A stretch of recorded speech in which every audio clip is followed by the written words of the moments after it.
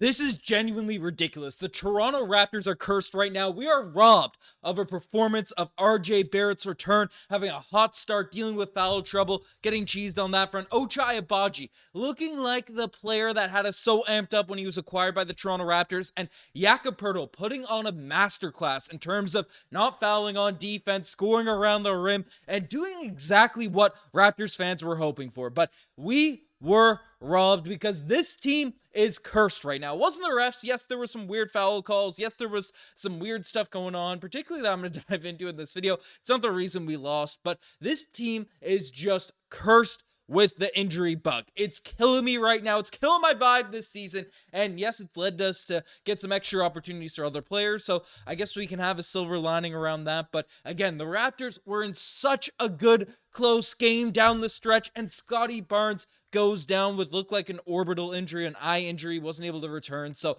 it was a messy situation, but this was absolutely an insane game to witness, an insane game to watch, and we have a ton of takeaways to really, take away from this one. So lots of stuff to dive into. Again, if you guys are amped up with what the Toronto Raptors are doing this season, you don't want to miss a single thing. Make sure you guys hit that subscribe button. Over 67% of our viewers aren't subscribed just yet, so appreciate everyone that's tuning in and stuff. But man, I am amped up. This is one of the most excited I've been for a Toronto Raptors game in months, really since the start of last season, before we traded all the guys, because this team is playing with fire. This team is playing with energy, and yes, we're young. Yes, we're going to have moments like we did out there in the fourth quarter where Scottie Barnes, a phenomenal game for Scottie. I'm gonna do positives for Scottie Barnes first before we, start talking about all the intricacies of this game. But 21 points, 12 rebounds, 9 assists, 5 steals, 1 block for Scottie. Absolutely crushing it for my Raptors Digest Fantasy League team. Happy I took him 12th. But again, there were some sketchy, you see 4 turnovers. It felt like all 4 of those turnovers, I think it was at least 3 of them, came back to back to back out there in the fourth quarter, because the Raptors had their foot on the throats of the Denver Nuggets this entire game. The Nuggets were desperate. They were a team that was desperate in terms of trying to get a victory, trying to get a win. They've had some bad losses this year, and frankly, they played really well. Like the Denver Nuggets, they had a few guys out there really do their thing out there for this team. I mean, Nikola Jokic, 18-27, 3-5 from the three-point line, 40 points, 10 rebounds, 4 assists. Jamal Murray also, where's his stat line, right? 17 points, 9 rebounds, 7 assists, and just had a clutch shot. Was absolutely hounded the entire game by Jamal Shed and Davion Mitchell. But again, Denver was not trying to lose this game. This was not one of those ugly Denver Nuggets performances that they've been roasted for the start of the season. The Raptors really got the best out of the Denver Nuggets, and really for 46 minutes of this game had their foot on their throats, were combating all the runs, and frankly, even though the team was on a downward trajectory before Scottie Barnes went out, Scottie was still, turned over the ball and then came out and then hit some clutch, just a gorgeous clutch 3. Showed the confidence, showed why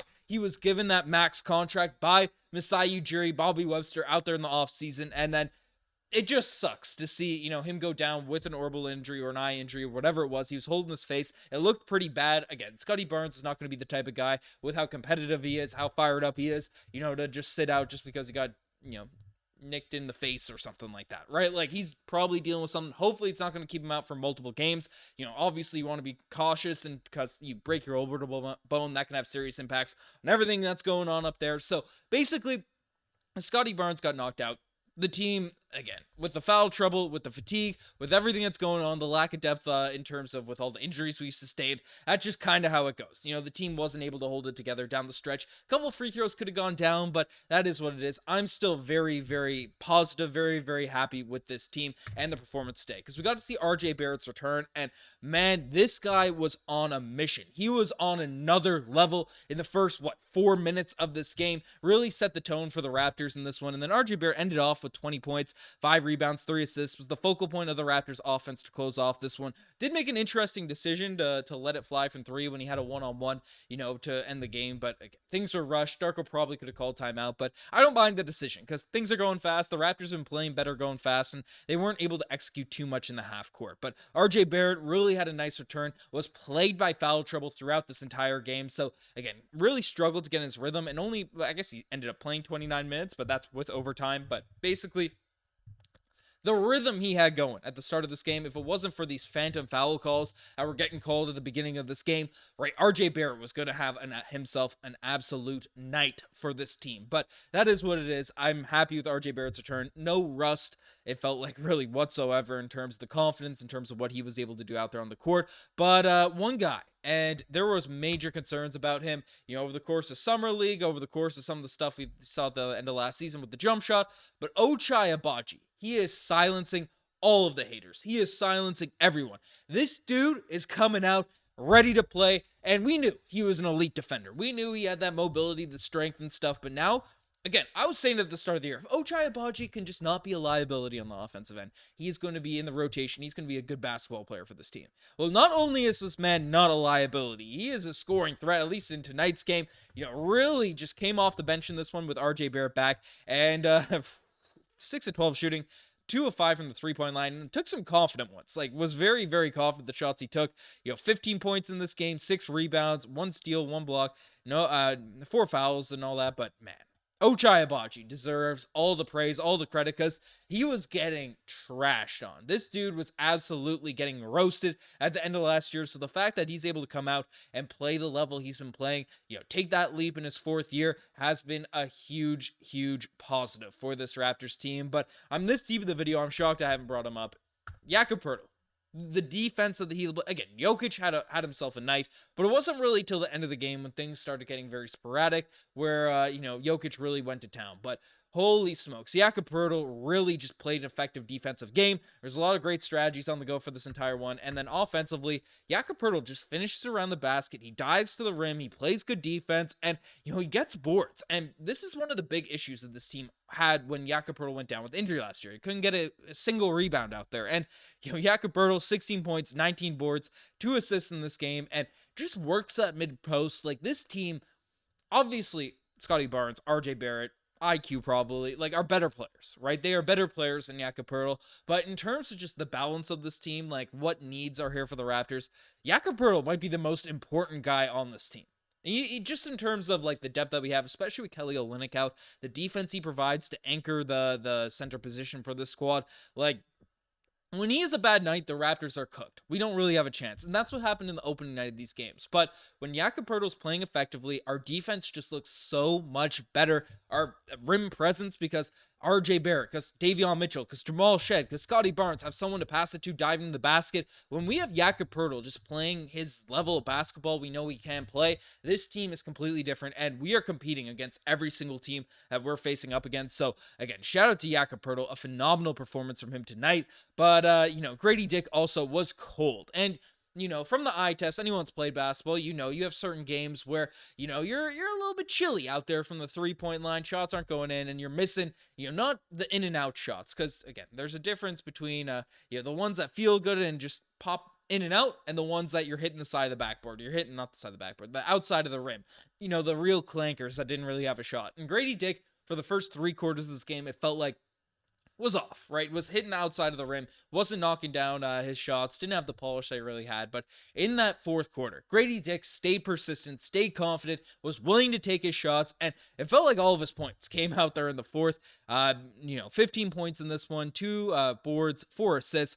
Always hustling. Again, he's still has ways to go out there on the defensive end, but he's bringing the energy on every single possession and hit 2 timely threes, made 3 free throws after a crazy Russell Westbrook foul at the end of this game. And, if he made that layup there at the end, it would have been nice. Weird decision to go to the right when you have, a smaller guy. I think it was Jamal Murray out there who did foul him, but just go up the right hand, use your shoulder, stick it in. But that's just how it goes. But Grady Dick, the starters for this team, Davion Mitchell as well, 16 points, 6 assists, 2 rebounds. Missed that free throw, which he's probably going to get trashed on. Him and Agbaji missed a couple free throws that it would have won, but that shouldn't be something to take away. The defense that he played, the level of production that he provided, knocking down threes. Again, having Davion Mitchell as a backup point guard is just insane. And this isn't even a bench. I guess we talked about Agbaji, but the bench for this team looked really, really good. Honestly, Shed probably deserved more minutes in this one, but it's tough to really take minutes away from anyone else out there. But 8 points, 5 assists for Jamal Shed, and really, like, Davion Mitchell played good defense. Jamal Shed's defense was just ridiculous. He might be, like, if Jamal Shed's around this franchise for a very long time, he might be coming for Kyle Lowry's record in terms of charges taken for this Raptors future, because he is getting them in a hurry for this Raptors team in a short sort of time here already. Chris Boucher, 4 points. I thought he played a solid game. Hustled on the defensive end, and a crazy mid-range jumper, which is ridiculous. But Jamison Battle, one thing I want to point out, again, didn't make his threes tonight, which is what it is, but he's hustling out there, making cuts. But you can see 3 personal fouls for Jamison Battle, and it was something I wanted to pay attention to, because, again, is it a product of Jamison Battle not being able to play defense and he has to foul and stuff? 3 of the fouls that happened tonight were just absolutely cooked fouls. Like, the most phantom fouls that you've ever seen in your life, just the weirdest kind of like, oh, we need to call a timeout or something, so let's just blow the whistle for whatever reason. We had 3 of those types of fouls for Jamison Battle of this one, and I wanted to look at it because he got fouled out the other night, but that was an interesting sort of sight to see with Battle there. Just wanted to make that point because some people might be critiquing his defense. Again, he's not Jamal Shed, Davion Mitchell out there on defense, but I think he's been doing a solid job once the refs kind of respect him more as a player. But Jonathan Mobo had 6 points, continues to be a threat, diving the basket, and they're playing him at the center position, which is crazy because, again, he's like a 3 and 4, in terms of his natural positions, but he's playing some proper basketball out there at that spot. So, again, some all around just really good game to watch for this Raptors team. I've said it from the jump. This team, I don't care. I couldn't care less about wins and losses. Well, I care.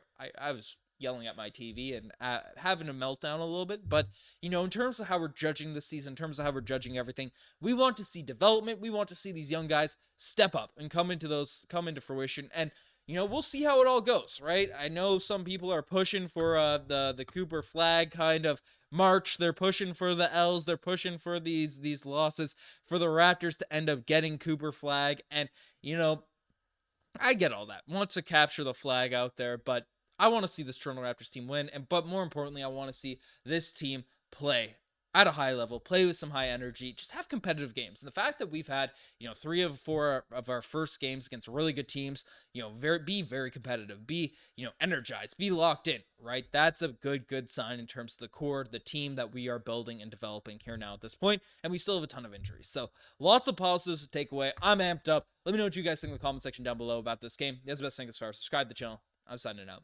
Cheers.